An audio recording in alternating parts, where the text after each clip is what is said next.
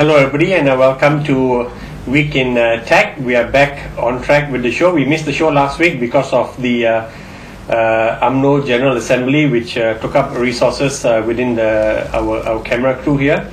So, and Aisha, my co-host or co-conspirator, as I hear once in a while, or do you prefer co-troublemaker? Co-host is fine. Okay, Aisha's playing it safe today. Anyway, we missed last week's show, but we had our friend Ganesh Banga from MOL on the cover, and that was courtesy of the deal he signed with Friendster. Aisha, you were just going to flash that up? Okay, I guess what was interesting was, Aisha, you were away in San Diego. Oh, yeah, you were away on a Qualcomm event, right? Yeah, I was. So you missed the interview that me and Doreen did, and then our colleague Doreen wrote the article. But what was interesting was, that they picked MOL. Now, obviously, they didn't do MOL any favors. I mean, Friendster, right?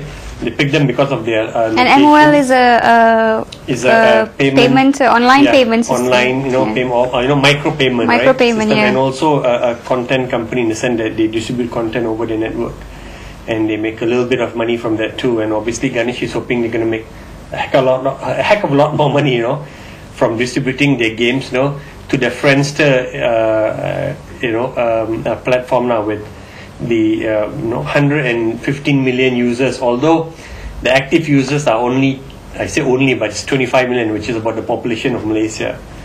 So he's hoping he's going to make some money out of that too, while helping Friendster monetize their user base. So what was interesting was that because Friendster is obviously very strong in Southeast Asia. Mm-hmm. And with MOL also having a presence in Southeast Asia. The last bastion or vestiges of users they have left. Well, I don't know. I mean, hey, 25 million. They used to be big until Facebook took over, but yeah, that's a side note. Yeah, but true. I mean, I don't know the subtleties of where their strategy went wrong, but the fact that they still have got subscriber base that is the population of Malaysia, spread across Southeast Asia is pretty good.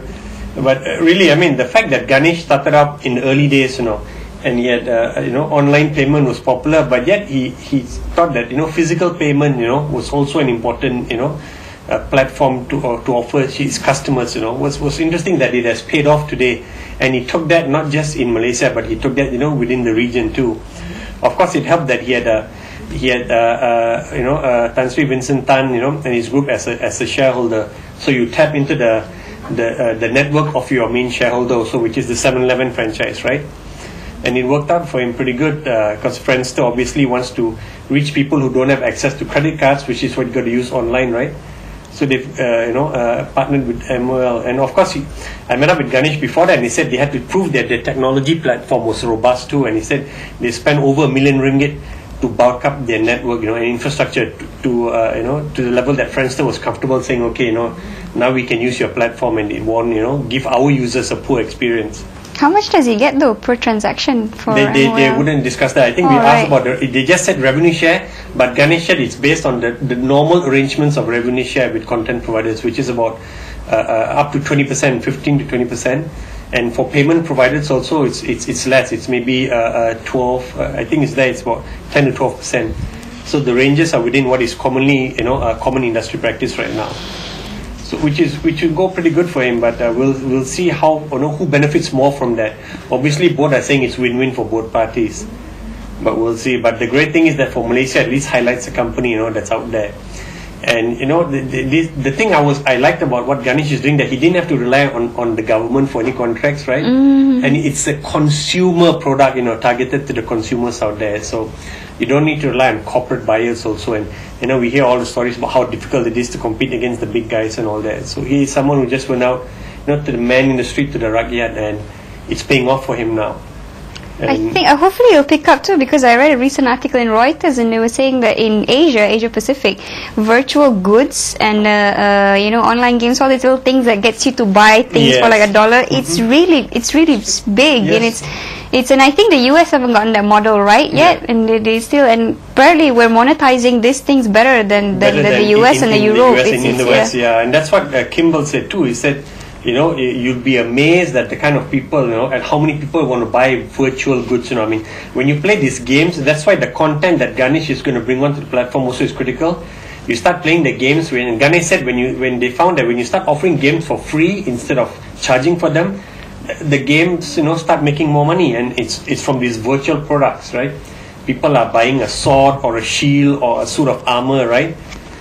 All kinds of stuff, and it's quite puzzling. That's a characteristic of a segment of the online users, and who's there to say, hey guys, stop wasting your money on this, go out and get a date,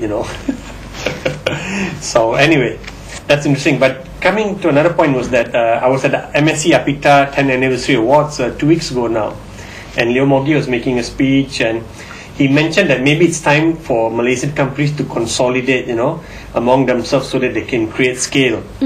But a quick snapshot of Qualcomm, what's going on with the broadband space there that they're excited about?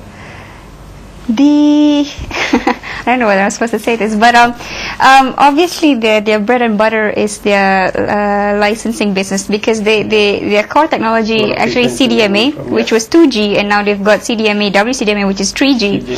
So one thing that really struck me was how they claim, at least most of the VPs at that event actually claim that LTE, which is touted 4G, which is touted 4G, is going to be a complement to 3G. It's not going to wipe 3G out, because according to them the LTE isn't exactly 4G.